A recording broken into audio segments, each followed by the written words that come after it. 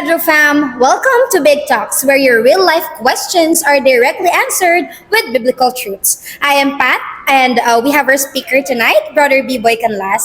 Thank you for delivering God's message earlier. So here's our question. In a world where many people are choosing personal success, influence, and self-defined purpose, how can we intentionally live in step with God by embracing that we are His workmanship, created in Christ Jesus for good works? And what specific good work might God be calling us to walk in right now?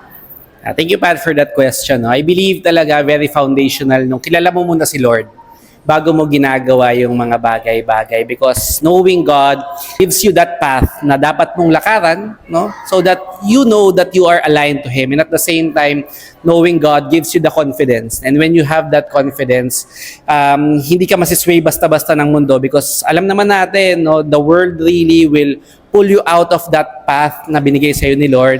Siguro yung riches, yan, yung status in life, no? But talagang when you are grounded in who He is, no? He will really guard you and guide you dun sa path na gusto niyang i-take mo. And I think yung isa mong question is, ano ba yung specific na pinapagawa ng Panginoon sa atin? I believe, no, ito talaga yung kilalanin siya.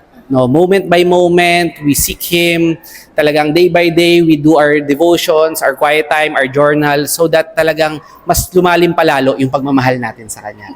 Thank you, Brother B-Boy, for that answer. And as God's workmanship, may we choose to live in step with His purpose starting today. This is Pat for Big Talks. See you again, fam!